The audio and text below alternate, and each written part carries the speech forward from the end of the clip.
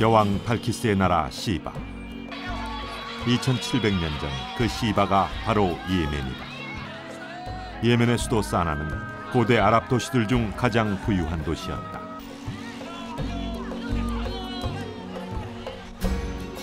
이 나라 옛 영광의 배경에는 바닷길이 있었다. 그러나 지금 옛 영화는 유적지에서나 발견할 수 있을 뿐 그들의 후손에게는 더 이상 시바의 영광이 없다. 반면 같은 아라비아 반도에 속해 있는 7개의 아랍 토호국 중 하나인 두바이. 두바이는 마법처럼 변신을 거듭하며 승승장구하고 있다. 우리에게도 예멘의 아덴처럼 동북아 삼국을 잇고 그 중심에 섰던 항구가 있었다. 그 조선시대 때 바닷길이 막히면서 이 지역이 쇠퇴를 하죠. 경부선 축이 성장축이 됐듯이 서해안 축이 그것보다 더 강력한 성장축이 되게 돼 있기 때문에 마치 우리가 과거에 경부선 축에 집중했던 것과 같은 국가 동력에, 성장 동력에 집중이 필요하다고 보는 것입니다. 아덴의 무엇이 우리와 닮았으며 우리가 지향해야 할 길목에서 두바이는 어떤 모습을 보여주고 있는가.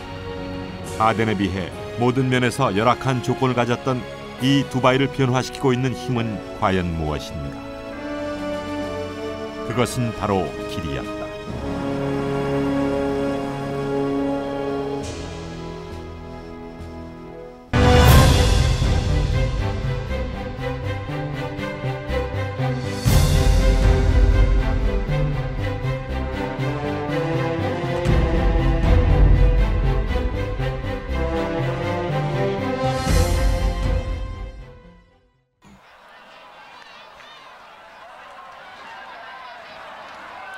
예멘의 수도 사나, 바발 예멘.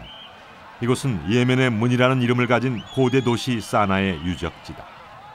이곳은 2000년 전에도 시장이었으며 지금도 여전히 유효한 시장이다.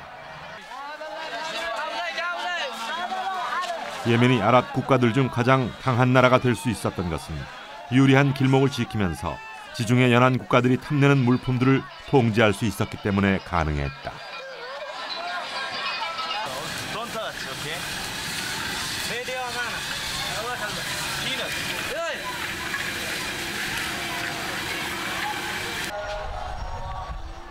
이집트와는 기원전 4세기 무렵부터 교역을 했던 기록이 있고 그 이전에 이미 고대 바빌로니아와 거래를 한 흔적이 보일 정도로 오랜 무역의 역사를 지닌 왕국이었다. 행복의 아라비아, 그 축복의 이름 시바. 그러나 이 비옥한 땅 예멘의 영화는 계속되지 않았다.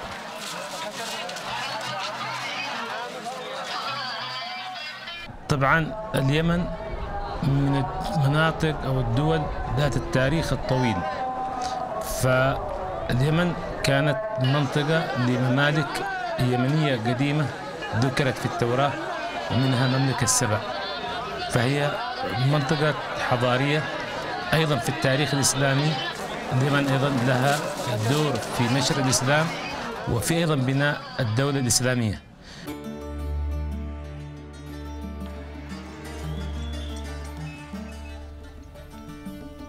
이 길이 수도 사나에서 남예멘의 수도였던 아덴으로 가는 도로다. 사나에서 아덴까지는 6시간 거리. 검은 산맥 위로 하얗게 뻗은 이 험난한 산악도로에 가로놓였던 분단의 옛 국경이 바로 코앞이다.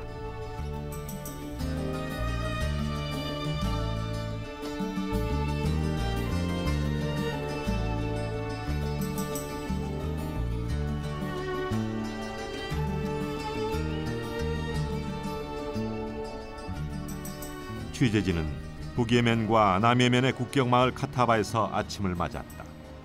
이 마을에서 분단의 흔적을 찾기는 쉽지 않았다. 사람들의 표정은 그지없이 평화로워 보였다. 1차 세계대전 후 승전국인 영국은 사나를 수도로 한 북예멘만 독립시키고 아덴이 중심이 된 남예멘은 남아라비아 연방에 편입시켜 계속 지배함으로써 분단의 토대를 만들었다. 바로 이것이 열강에 의해 분단됐던 우리의 모습과 닮았다. 옛 국경을 넘어 20분쯤 달렸을 때 우리는 부서진 탱크를 보았다. 그것은 우리 비무장지대의 녹슨 철모처럼 주인을 잃었다.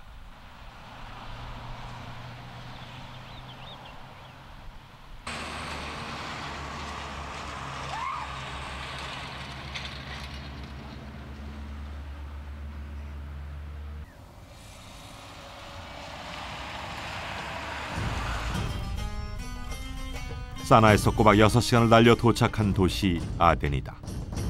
천연 양항인 아덴은 고대 무역의 중개지였으며 고대 중동의 물류 기지였다. 기원 후 7세기 말엽에는 이 해안선을 따라 사우디아라비아의 도시 제타까지 이르는 지름길이 이슬람의 성지 메카로 이어졌다. 당시 아덴은 아라비아 반도의 중심에 있었던 것이다.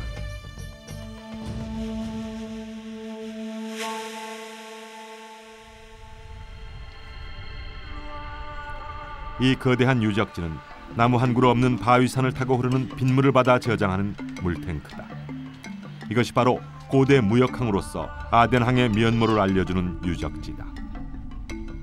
물이 귀할 수밖에 없는 사막의 도시 아덴항에 정박한 무역선들에게 물을 공급하기 위해 만든 자연 수조였던 것이다.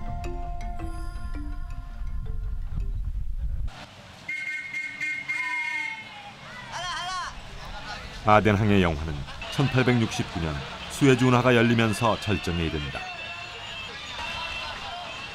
그 후 아덴은 아라비아 반도의 중심에서 아시아와 아프리카 그리고 유럽을 잇는 거대한 도시로 발전하게 되는 것이다.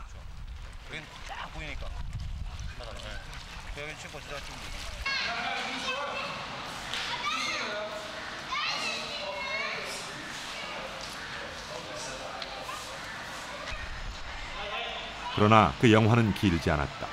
분단과 잦은 내란 그리고 1970년 수에즈 운하의 통행 차단이 아덴의 몰락을 가져온 것이다. Several thousands of ships were to attend Aden port in 1964. Actually, more than 5,000 ships by then. Then, in let's see, for example, 1978, where the Social Party was ruling, maybe less than 100 ships was attaining the. 이곳은 고대 유명한 아랍 시장이었다.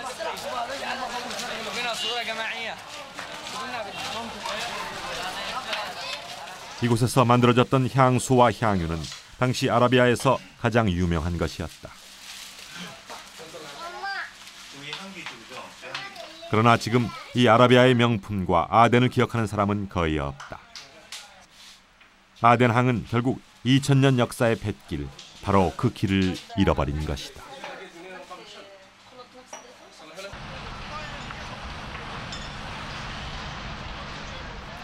이곳은 아랍에미레이트, 7개 토호국 중 하나인 두바이다. 인구는 토호국 중 가장 많고 영토 크기는 두 번째다.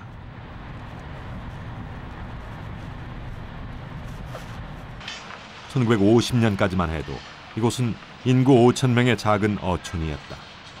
그러나 두바이는 지금 고유가로 팽창하는 중동의 불을 블랙홀처럼 빨아들이면서 마법 같은 변신을 거듭하고 있다. 두바이의 쪽빛 하늘엔 까마득히 치솟은 노란색 크레인들이 어지럽게 널려 있다. 교통 신호등보다 타워 크레인이 더 많다는 말이 과장이 아니다.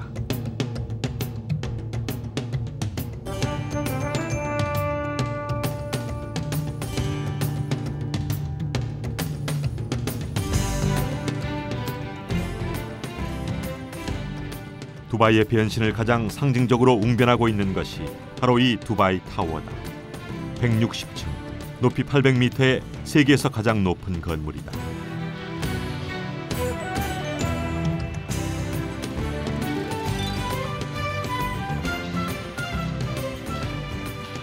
버즈 두바이, 25만 평의 쇼핑몰과 오피스타운, 그리고 상업시설과 주거단지 가운데 우뚝 서게 되는 성장하는 두바이의 상징물이다.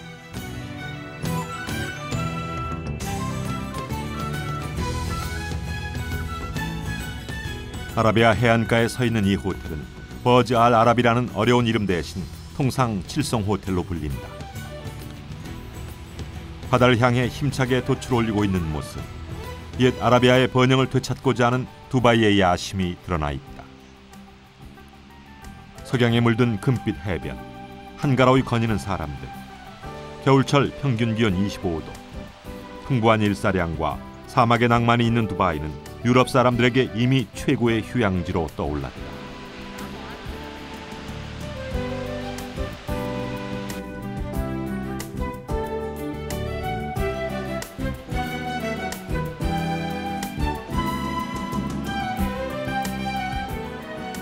이것이 50년 전 아라비아해의 한 어촌에 불과했던 두바이의 변신 모습이다.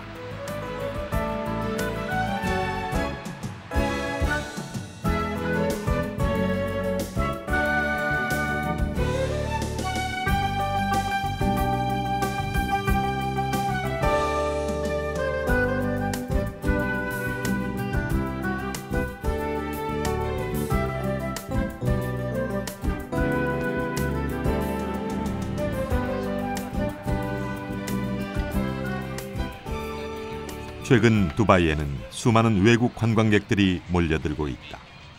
두바이의 변화된 모습을 보기 위해서다.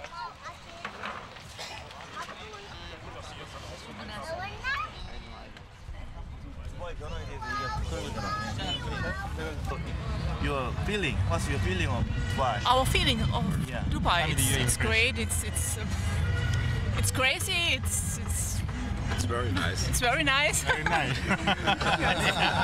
All this development happened only in about not more than 40 years since the Second World War, till now. And you can see today Dubai is as a modern city, attracting a lot of tourism from all over the world. 대단한 것은 두바이의 현재 모습이 아니다. 놀라운 것은 그 변화의 속도와 과정이다.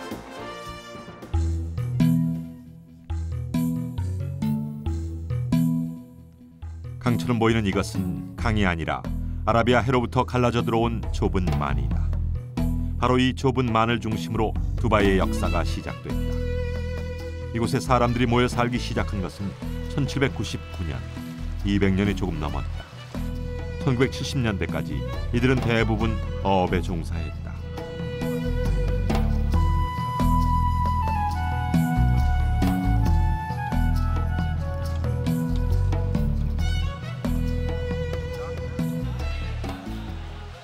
이 어시장은 곧 시내 중심에서 외곽으로 옮겨질 계획에 있다. 더 이상 두바이가 어업 국가가 아니라는 상징적인 의미가 있다. 1950년 인구 5천 명이던 두바이에는 지금 150만 명이 살고 있다. 1년에 10만 명 정도 인구가 늘고 있다. 매년 작은 도시 하나가 새로 생기는 셈이다.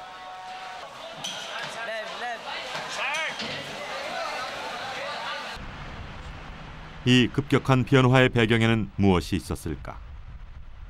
그것은 석유 자원의 고갈이었다. 오일 생산이 최고조를 이루었던 1991년 두바이유의 일일 생산량은 40만 배럴이었다. 그러나 매년 줄어 지금은 15만 배럴. 그마저 2016년에는 고갈될 것으로 예측되고 있다. 다급한 두바이는 생존을 위한 변신에 나섰다.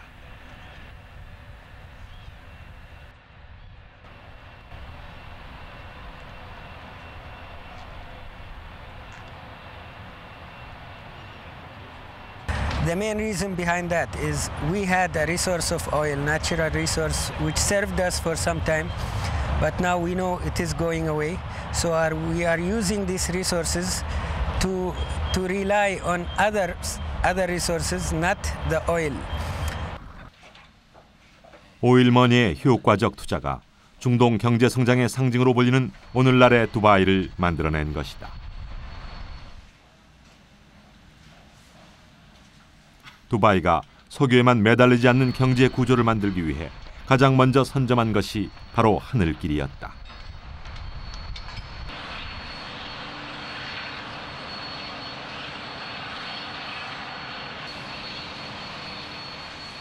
모든 것이 길 위에 있다는 판단이 주요했다. 2003년 두바이 국제공항 이용 승객 1,200만 명, 2005년 2,500만 명, 2010년에는 6천만 명이 이용할 것으로 예측하고 있다.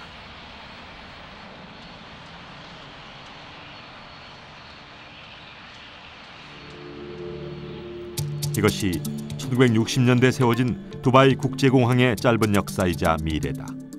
1970년 공항 청사가 지어졌을 때 예측 수요는 불과 10만 명이었다. If he builds up a good infrastructure of transport by air and by ports and by road, the country would develop. All of UAE is maybe close to 4 million, but the surrounding area of Iran, Pakistan, India, the CIS countries is close to 2 billion people. So you see a huge market there for re-export. And so that's how, you know, we started as an airport. 하늘길과 더불어 바닷길 역시 두바이를 키운 또 하나의 길이다. 걸프 회원국은 물론 러시아 국가들과 인도 등 20억 인구의 시장을 위한 배송사업 허브인 제베라알리 자유무역지대다.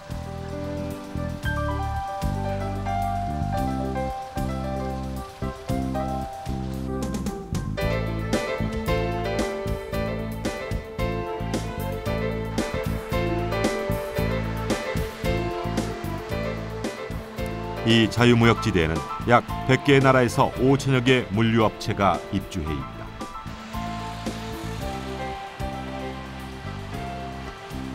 (1985년) 거대한 인공항구를 만들어 세운 제베랄리 자유무역지대는 두바이를 중동 전체의 무역 중심지로 변모시킨 밑거름이 된 것이다.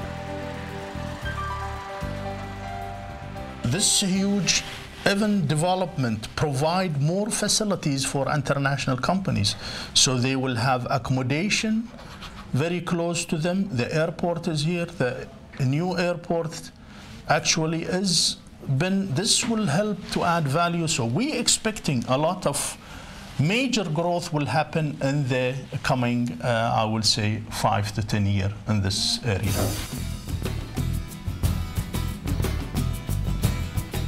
현재 두바이는 30억 달러를 투자해 자유무역지대 바로 남쪽에 활주로 6개 제2의 대규모 국제공항을 짓고 있다. 항구와 공항, 자유무역지대를 한 곳에 묶고 물류와 관광이라는 두 마리 토끼를 모두 잡겠다는 의도에서다.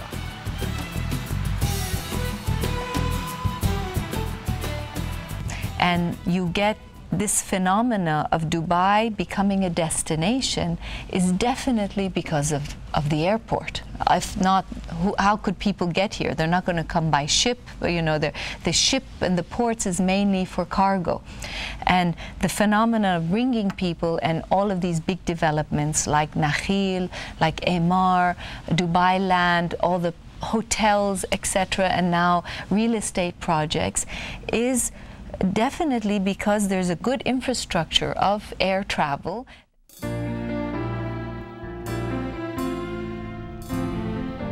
끝없이 펼쳐진 사막과 이글거리는 태양, 그리고 그 아래 살아있는 것이라고는 낙타와 사막식물 크레오소트뿐인 이 열사의 나라 두바이에 어떤 가능성이 있었을까? 두바이의 선택은 발상의 전환이었다.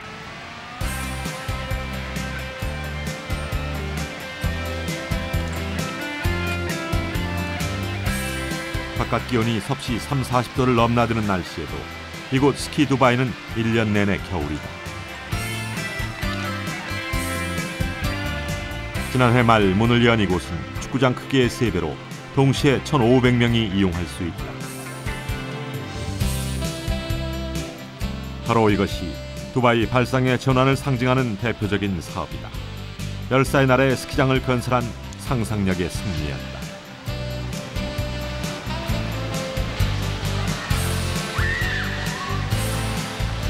이런 상상력으로 두바이는 중동의 오일 달러를 모으고 있는 중이다. 아랍 부호들은 이 상상력에 돈을 투자하고 있는 것이다.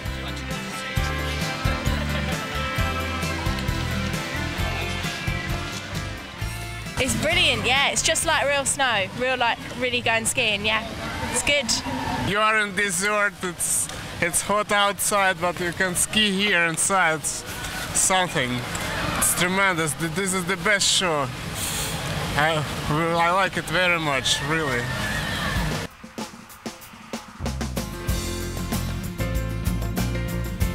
물이 귀한 사막에도 잔디 골프장이 있을까? 두바이에는 모두 7개 골프장이 있다. 매년 유럽 PGA 첫 게임이 이곳 두바이에서 열린다. 7개 골프장 중 가장 아름다운 골프장은 바로 이 크릭 골프장이다. 두바이의 성공은 한마디로 놀랍다에서 왔다. 두바이를 본 세계인들이 놀랍다고 말한 데서 온 성공이다. 결국 그것을 보기 위해 세계의 관광객들이 두바이로 몰려들고 있는 것이다. 세계를 놀라게 한 상대의 허를 짚는 상상하지 못했던 새로운 사고들. 지금 세계는 두바이를 주목하고 있다.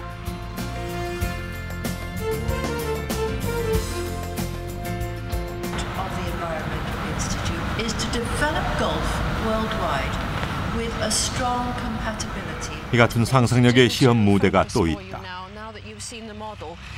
두바이 앞바다. 사막에 모래를 쏟아부어 새로운 땅을 넓혀 나가는 것이다. 초승달 모양의 땅에 들어설 이 아파트와 레저 시설은 유럽 부호들에게 이미 분양이 끝났다. 3 years ago, and everything was sold within 3 days. The reason here, I think, is that foreigners have never been able to buy property in the Middle East before. This was the first. Now people can buy. The project is probably 10 to 15 years from now. But when Korea is there. 가로 9km, 세로 7km 넓이의 이 해양에는 300여 개 국가의 지구촌을 흉내낸 인공섬이 건설 중이다. You're not going to film that one. I'll point you. This is Korea. That is Korea. Yeah, this is Japan. That's Japan. Okay. So that is then that is maybe could be maybe Russian island. It could be. Yeah, it could be. Yeah.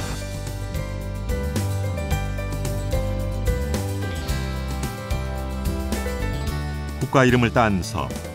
그 섬에서 개발은 전적으로 돈을 주고 산 사람의 상상력에 달려 있다. 쿠웨이트의 한 투자 회사가 호주와 뉴질랜드 등 14개 나라를 한꺼번에 사들이기도 했다.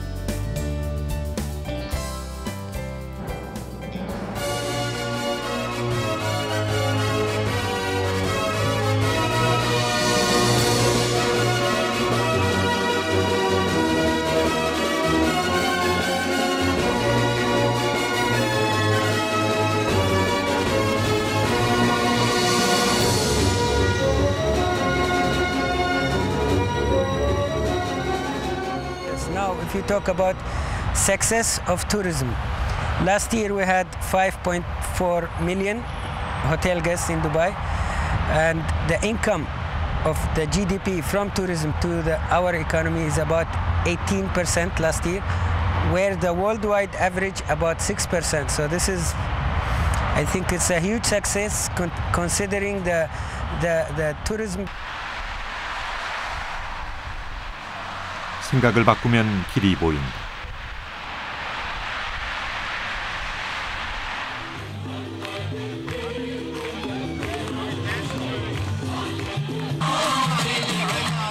국민소득 25,000달러의 중동 최대 부유국 두바이. 두바이 젊은이들은 다시 찾아온 번영의 혜택을 한껏 누리고 있다.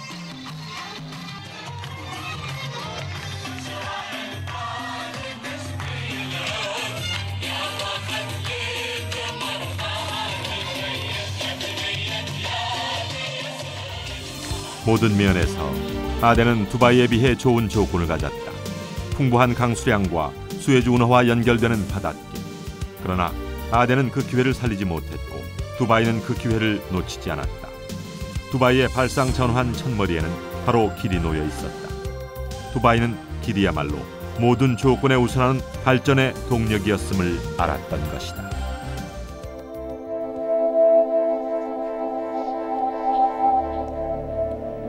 1975년 신안 앞바다 해저에서 거대한 목선이 발견된다.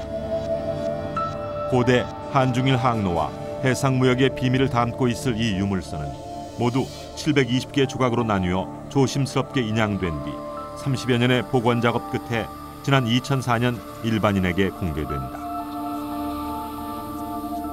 침몰 시기는 14세기, 무게 200톤에 길이 34m로 당시 최대 규모의 범선이었다. 이 배에서는 또 고려 청자와 숱한 유물들이 발굴된다. 과연 이 배의 항로와 항해 목적은 무엇이었을까?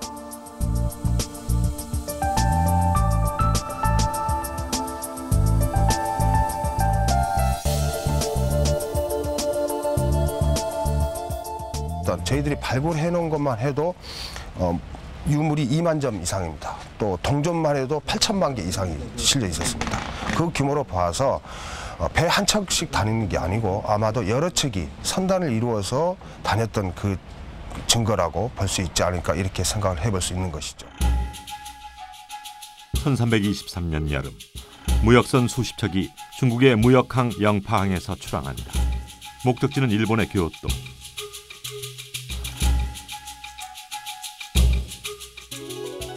일차적인 항로는 고려였다. 당시 명품인 고려 청자를 사들인 뒤 일본에 되팔기 위한 것이었지만 그만 신안 앞바다에서 침몰하고 만다.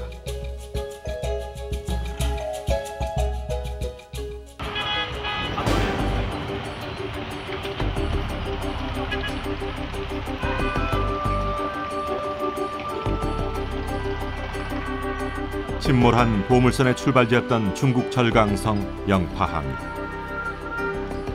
영파항은 고려를 거쳐 일본의 후쿠오카에 이어지는 한중일 항로의 처음과 끝이다.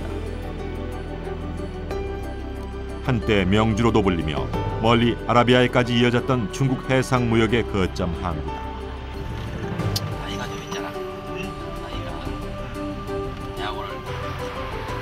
지금도 영파 시내 한가운데는 고려 무역 사신들이 머물던 고려 관터가 남아있다. 아라비아 상인들도 뱃길의 고단함을 풀었던 곳으로 전 세계 거상들의 교류와 정보 교환의 장이었다.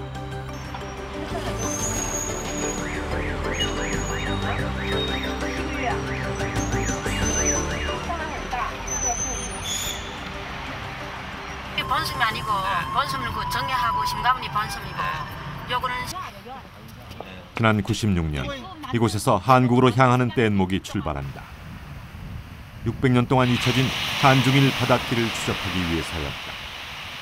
1차 시도에서 태풍을 맞기도 했지만 두 번에 걸친 탐사 끝에 고대 바닷길이 여전히 살아있음을 입증할 수 있었다.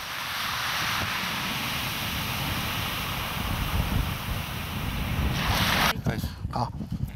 这就是舟山岛，这是珠江间本岛。那么这里面有个大桥连在一起。那么当年的主发就是从珠江间岛的这个地方制作起漂，起漂以后离开了舟山群岛往北漂，越过东海、黄海，路过济州岛、黑山岛，最后进了韩国的仁川港。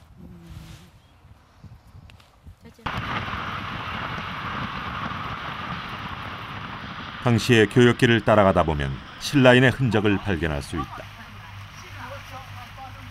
영파 앞바다의 암초 이름이 신라초라는 사실이 대표적인 경우다.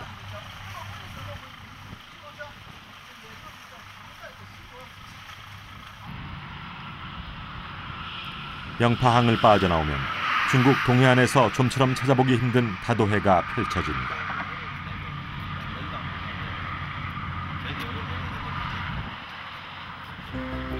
바로 주산 군도다. 영파가 고대 한중일 뱃길을 열 수 있었던 것도 바로 이 섬들이 바람을 막아주며 안전한 뱃길을 내주었기 때문이다.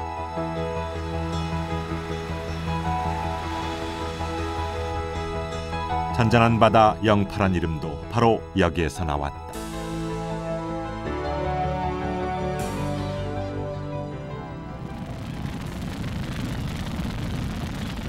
그리고 우리의 흑산도. 1323년 6월 영파항을 떠났던 바로 그 보물선의 항로에도 이 흑산도가 놓여 있었다.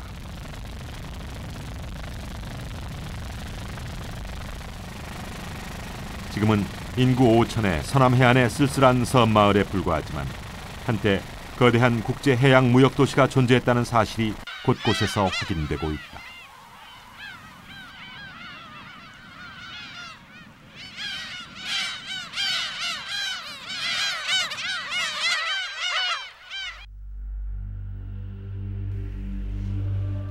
흑산도 최고봉인 상나산성에는 바닷길이 번성했던 당시 상황을 알려주는 유적과 유물들이 발굴을 기다리고 있다.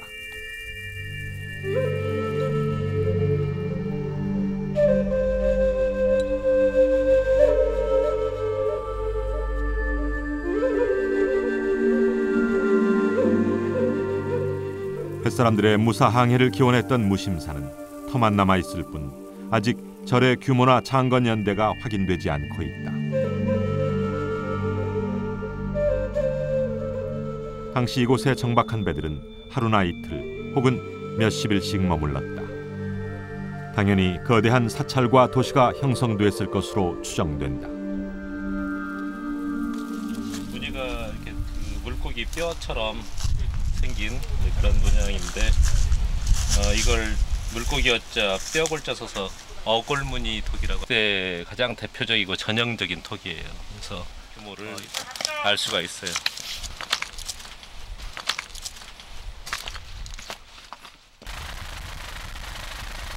흑산도에서 잠시 멈춘 뱃길은 다시 우리 서남 해안으로 향한다.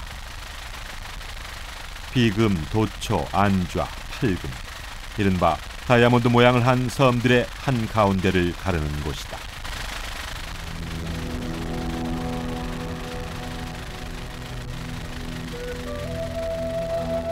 누가 뭘 할 것도 없이 섬이 만들어준 안전한 뱃길.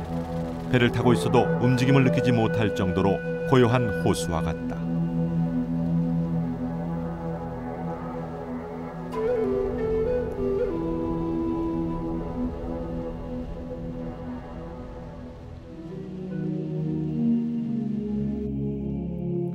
그렇게 다다른 곳이 구림 상대포였다.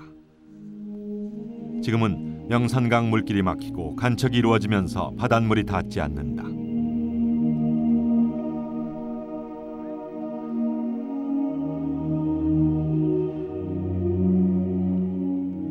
조선 중기 이중환의 택리지에는 신라시대에 당나라로 떠나는 배가 이곳 구림마을에서 꼬리에 꼬리를 물었다는 비유가 나올 정도로 국제적인 무역항이었다.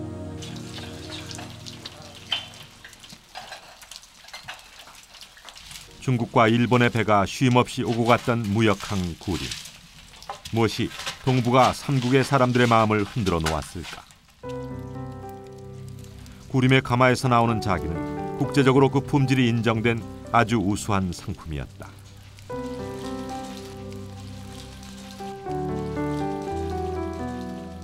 이곳 상대포구가 국제항으로 발전할 수 있었던 배경에는 바로 이 품질 좋은 자기의 생산기지가 있었기 때문이다.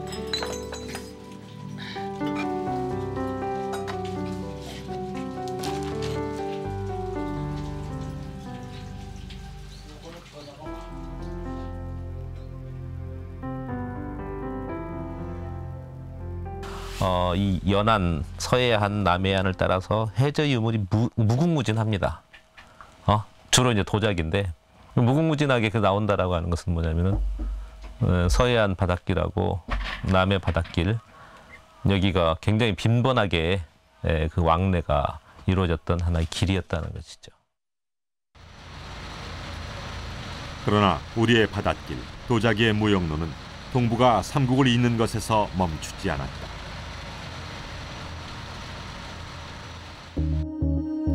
서기 851년 아랍의 문헌인 제왕국 제도로지에는 신라에서 비단과 검, 말안장 등 11종의 물건을 수입했다는 기록이 나온다. 이 시기는 바로 해상왕 장보고 시대다. 당시로서는 이게 대단한 거예요. 그래서 비유하면 그보다 650년 이후에 컬럼버스가 대서양을 횡단하거든요. 컬럼버스. 근데 컬럼버스가 그 탄 배가 3개가 있는데 그 가운데 기함, 제일 큰 기함이 적재량이 250톤이에요. 그러니까 650년 전에 우리는 장보고 시대는 그런 배를 그러니까 조선술, 항해술이 대단하다는 우리가 틀림없습니다. 예.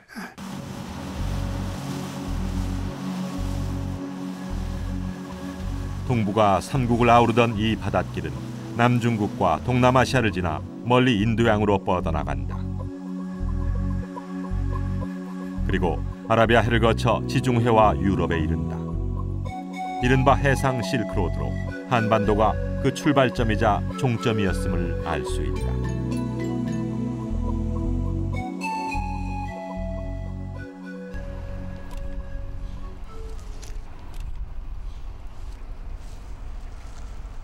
그러나 이렇게 활발했던 우리의 해상 활동은 조선시대에 들어서면서 쇠락하기 시작한다. 명나라에 대한 사대주의에 빠져 바닷길을 끊어버리고 섬에서는 사람들을 모두 쫓아낸 것이다. 조선시대에는 국가정책으로 바다 활동을 금지하는 정책을 씁니다. 그게 이른바 해금 정책이고요. 중국과의 관계는 사신을 보낼 때도 육지를 통해서 보냅니다. 중국의 사신도 육지를 통해서 옵니다. 고려시대까지는 사신들이 전부 다 배를 타고 다니고 장사꾼들도 배를 타고 무역을 합니다. 근데 조선시대 해금 정책을 쓰면서 바닷길이 끊겨요. 그 해양 활동을 금지하는 해금 정책을 쓰면서 그 해금 정책은 보면 조선시대 초기에 쓴 이후 언제까지 가느냐? 조선이 망할 때까지 간다 이거예요. 천년 바닷길의 번영을 말해주는 해상왕국 청해진. 그러나 잘 복원된 유적은 옛 영화를 짐작하는 데 유용할 뿐 그저 적막할 뿐이다. 이 바닷길은 일제강점기에 반짝 관심이 일며 잠시 살아나는 듯 했지만 1949년 중국과 국교가 단절되면서 다시 닫힌다. 조선 왕조 500년, 근현대사 100년, 이 길은 무려 600년 동안이나 잠겨 있었다. 한반도의 길은 그저 미국과 일본을 향한 동쪽 바닷길이 전부였다.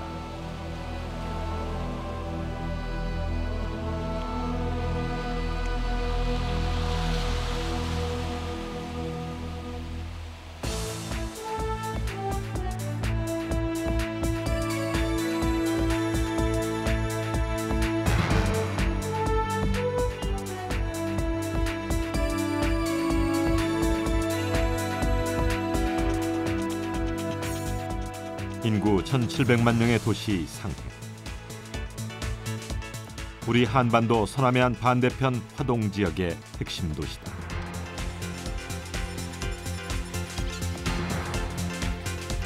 지난 92년 우리나라와 국교가 정상화된 이후 이곳 상해에는 정식으로 등록된 한국 교민 숫자만 5만여 명에 이른다. 중국은 현재 이 상해를 중심으로 우리 서해안과 마주보고 있는 동부 연안에 창고와 물류, 중개 업무 기능 등을 갖춘 15개 자유무역지대를 더 만들어 나가고 있다. 즉 15개의 작은 홍콩이 생겨나고 있는 것이다. 세계로 뻗어나갈 중국 동해안의 관문들인 것이다.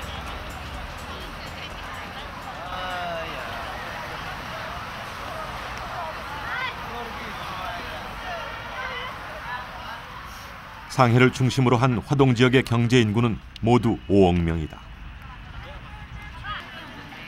바로 이 5억의 중국 경제 인구가 서서히 해외로 눈을 돌리기 시작하고 있다. 부모 세대와 달리 즐기고 노는 데 더 투자하는 젊은이들도 늘고 있다.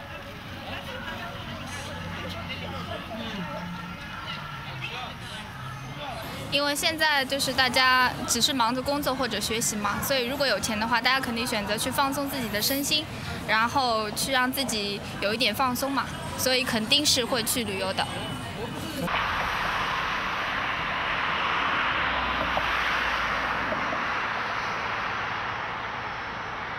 상해 관문 푸동공항이다. 1992년부터 불기 시작한 중국의 해외여행 바람은 주로 젊은 층이었다. 처음에는 주 여행지가 중국 변경의 홍콩이나 마카오로 시작해서 태국과 싱가포르였다. 그러나 2000년대에 들어서면서 호주나 유럽으로 확대됐다. 현재는 약 70여 개국이 중국의 관광 시장을 개방했고 그 후 여행객이 매년 20% 정도 증가 추세에 있다. 가장 가능성이 높은 시장은 역시 고대 한중일 바닷길을 따라 새롭게 놓여지고 있는 하늘길이다. 可以用比较低的价格跟上海能够连接起来，或者跟日本的九州能够连接起来的话，那我觉得这样会有很大的一个市场，也是我们期待的一个我觉得是我们21世纪的一种旅游的方式。 중국 인구가 13억이라 하지만 이 해안선에 약 11억의 인구가 있습니다. 그리고 일본이 약 1억, 우리가 한국이 약 5천만 해가지고 12억이 넘는 인구가 우리 주변에 위치하고 있거든요. 그래서 또 2020년 되면은 WTO, 즉 세계 관광기구 추산에 의하면은 세계 국가 간의 이동량 4분의 1이 이 지역에서 일어날 걸로 예측하고 있습니다. 그래서 이런 좋은 지리적인 위치를 활용만 한다면은 우리나라가 미래에 번영하는데 큰 문제가 없을 거라고 생각을 합니다. 중국 동해안을 마주보고 있는 우리 서해안. 이제 서남해안 시대라고 말하는 건 이미 늦었다. 그 기회의 머리는 우리를 지났고 우리는 그 중심에 서 있다.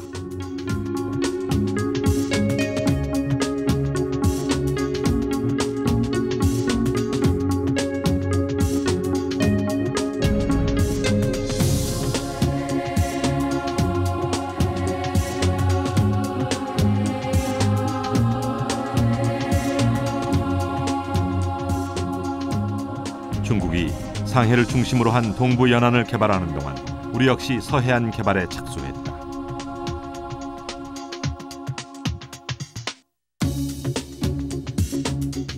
한반도를 종단하는 서해안 고속도로.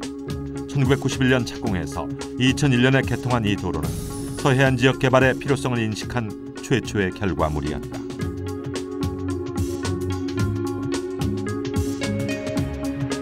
이 고속도로가 개통되기 직전인 1999년만 해도 서해안 지역을 찾은 관광객의 수는 2,900만 명 수준이었다. 그러나 이 고속도로가 개통된 직후 3,800만 명으로 31%가 늘었고 작년에는 5,600만 명이 다녀갔다.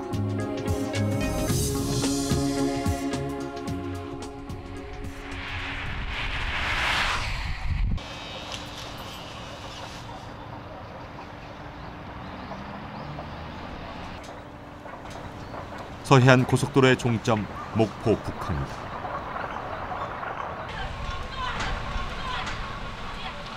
이곳 역시 서해안 고속도로의 개통으로 최근 몇 년 사이 외지인들의 발길이 크게 늘었다.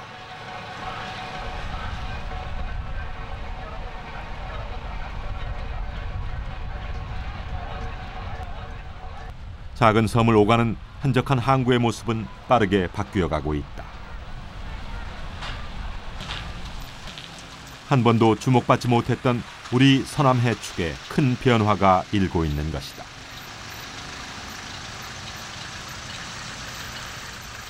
이것이 바로 길이 가진 힘이다.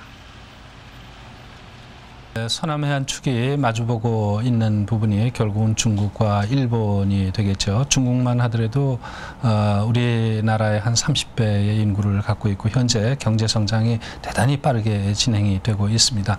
뿐만 아니라 그와 관련해서 화교 경제권의 그 일대에 지금 형성이 되어 있는 그런 중에 있죠. 그런 발전의 탄력을 우리나라로 이끌어오는 것이 대단히 중요하다고 생각이 되는 것이고 그런 의미에서 이런 지역과 상대 축을 우리가 만들 수 있는 서남해안 지역이 접촉의 거점으로서의 역할을 할 수가 있다고 보고 있습니다. 서남북권의 하늘길을 열어줄 이 무안국제공항은 2007년 개항할 예정이다. 연간 승객 652만 5천 명, 화물 6만 2천 톤의 수송 능력을 갖추게 된다.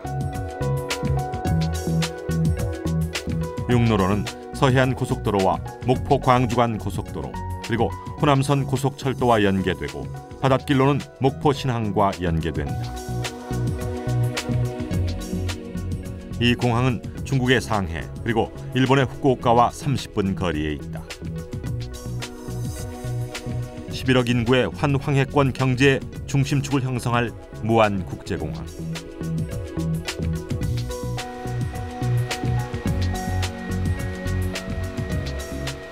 관광 레저형 기업 도시가 건설된다 해도 이 길이 없다면 그 도시는 죽은 도시다. 반대로 길이 있어도 길을 이용할 매력 있는 도시가 조성돼 있지 않다면 그 길은 쓸모가 없다. 그러나 600년 만에 찾아온 부활의 길 위에서 우리는 주저하고 있다. 서부 해안 이론에 집중적인 투자를, 그것은 단순히 한반도 내에서의 부의 재분배가 아닙니다. 중국의 동부 해안에 대응하는 세계 최강의 경제권력을 마주보고 있는 가능성의 땅으로 한반도 서부 해안을 개발해야 되는 것인데, 지금 하고 있는 일은 그런 것을 모르고 그런 걸 염두에 두지 않은 못 사는 땅에 대한 구제. 그렇다. 소외론과 균형 발전을 말하자는 것이 아니다. 한반도의 성장을 이끌 새로운 가능성을 찾자는 얘기다. 그 길은 지금 서남 해안에 있다. 우리는 무엇을 준비하고 있는가? 해양의 시대, 고려 시대까지의 그 바닷길을 따라서 있는 그런 흔적들에 대해서 지금 주목을 해야 될 때다.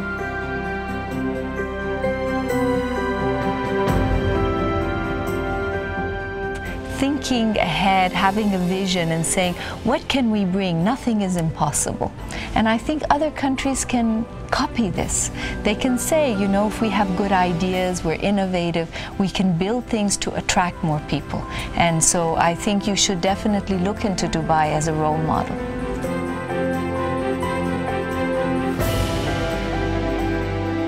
한반도의 길이 과연 어디 있는가를 생각해야 됩니다. 한반도의 길은 이제는 황해에 있고 세계에 있는 것입니다. 그래서 우리가 뭘 하든 간에 우리가 어디로 가야 될지, 우리의 미래는 어디에 있는 것인지, 우리가 서로 링크해야 될 다른 데는 어딘지.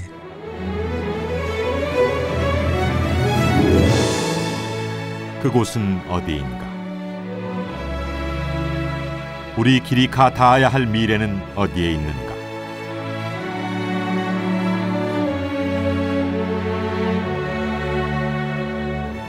(21세기) 최강의 경제권력으로 떠오른 동북아. 세계가 바로 한국의 서남 해안에 주목하고 있는 이유다. 우리는 과연 이 길이 가져다줄 변화를 예측하고 준비하고 있는가? 11억 환황해권 경제 인구가 움직일 길. 바로 그 길 위에서 우리의 미래를 찾아야 한다.